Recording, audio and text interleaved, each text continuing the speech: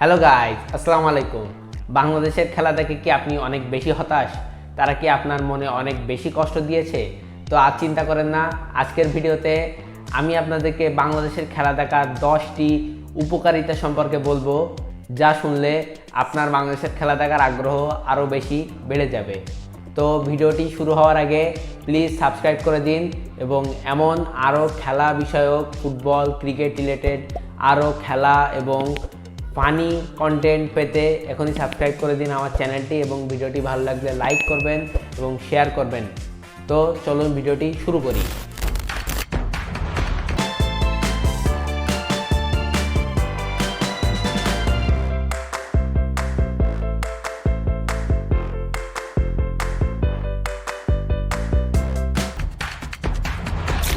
বাংলাদেশের খেলা দেখার প্রথম উপকারিতা হচ্ছে আপনার গাণিতিক দক্ষতা অনেক বেশি বেড়ে যাবে।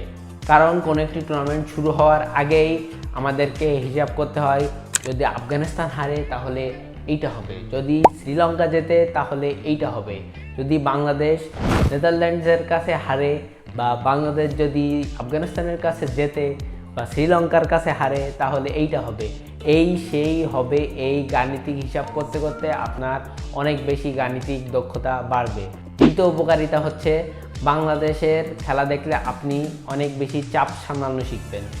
কারণ দেখবেন বাংলাদেশ হঠাৎ স্বাভাবিক ব্যাটিং করছে, হঠাৎ করে 4টে উইকেট নেয়, তখন আপনার মাথায় হাত উঠে যাবে, কারণ এটা কি হয়। আবার দেখবেন অনেক জেতা ম্যাচ ঠাস করে হাতের থেকে বেরিয়ে যাবে। আবার আপনি দেখবেন অনেক হারা ম্যাচ বাংলাদেশ জিতে গিয়েছে। এ ধরনের অনেক চাপ আপনি সামলানো শিখবেন, আপনার মেন্টাল অনেক প্রেশার সামলানো শিখবেন। যেমন ধরেন আপনার রিয়েল লাইফে ব্রেকআপ, পরীক্ষায় ফেল সহ বিজনেসে ক্ষতি, যখন আপনি বাংলাদেশের খেলা দেখবেন এবং চাপ সামলানো শিখবেন, তখন এই সকল চাপও আপনি খুব সহজে সামলে নিতে পারবেন। এবং টাইগারদের খেলা দেখার তৃতীয় উপকারিতা হচ্ছে আপনি অভাব বুঝতে শিখবেন। কারণ বাংলাদেশের খেলায় যেদিন বলাররা ভালো করে সেদিন ব্যাটসম্যানরা খেলতে পারে না, যেদিন ব্যাটসম্যানরা ভালো করে সেদিন বলাররা করতে পারে না। কোনো দিন যদি বলাররা খারাপ করে সেদিন 350 রান টার্গেট হয়ে যায়, আবার কোনো দিন যদি ব্যাটসম্যানরা ফ্লপ করে সেদিন এত কম রান হয় যে বলাররা সেটা সামলাতে পারে না। মানে কোনো না কোনো দিকে অভাব লেগেই আছে। তো এটার কারণে আপনি অভাব অনুভব করতে শিখবেন। চতুর্থ উপকার হচ্ছে আপনি অনেক সুন্দর সুন্দর কিছু অজুহাত দিতে শিখবেন। যেমন এই সকল অজুহাত আপনার রেগুলার লাইফে অনেক কাজে লাগবে। যেমন ধরেন ম্যাচ হারার পরে ক্যাপ্টেন বলবে আমরা শিখছি, তো আপনিও আপনার কোনো কাজে যদি সফল না হতে পারেন তখন আপনি বলবেন যে আমি শিখছি। এরপরে পাপনদা বলেছিল যে আমাদের টার্গেট অলওয়েজ নেক্সট বিশ্বকাপ, তো আপনিও পরীক্ষায় খারাপ রেজাল্ট করলে বলবেন আমার টার্গেট অলওয়েজ নেক্সট পরীক্ষা।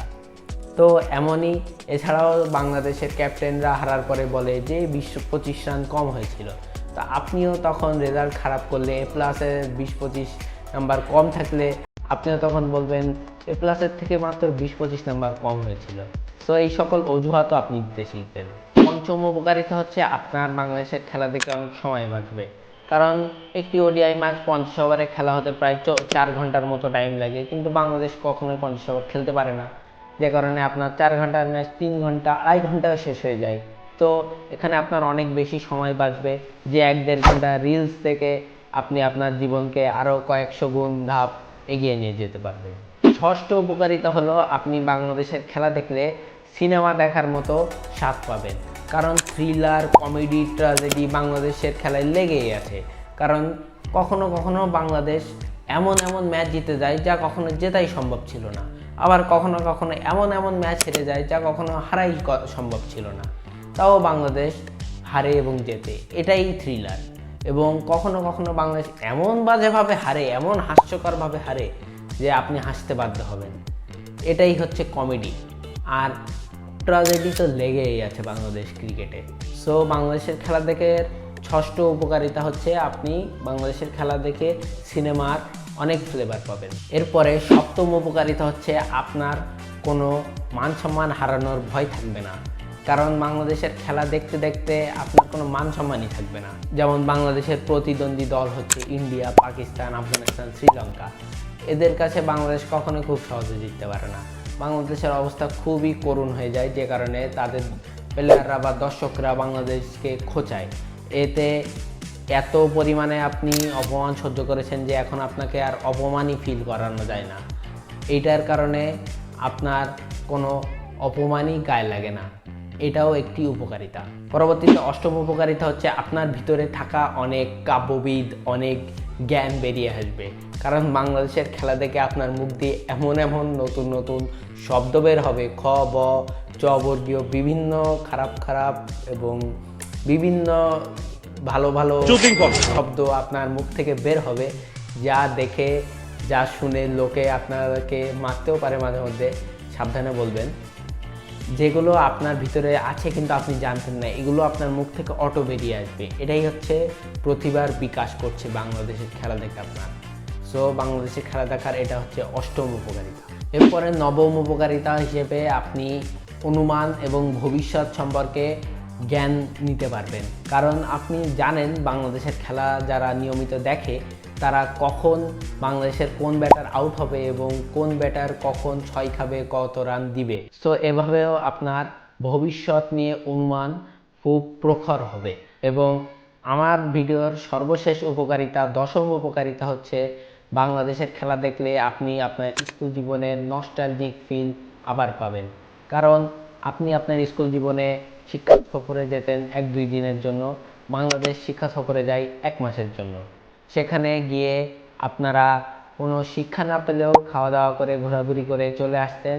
বাংলাদেশও ঠিক সেভাবে কোনো ট্রফি না জিতে নাজির অন্দাগোয়ের মতো ঘোরাঘুরি করে চলে আসে। সো বাংলাদেশের খেলা দেখে কখনো হতাশ হবেন না এবং যতই মন খারাপ থাকুক, যতই গালিগালাজ করুন না কেন, বাংলাদেশের খেলা অবশ্যই দেখবেন। কারণ কে জানে আপনার যদি এই 10টা গুণের ভিতরে কখনো কখনো কোন গুণ কোথায় কাজে লেগে যেতে পারে। হয়তো আপনি পরবর্তী ইলন মাস্ক হয়ে যেতে পারেন এই 10টি গুণের মাধ্যমে।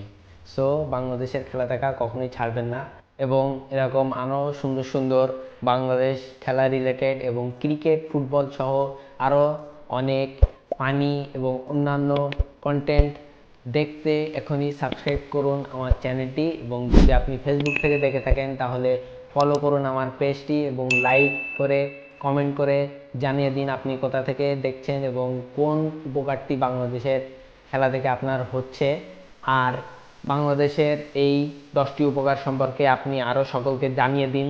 তো ভিডিওটি শেয়ার করে সকলের মাঝে ছড়িয়ে দিবেন।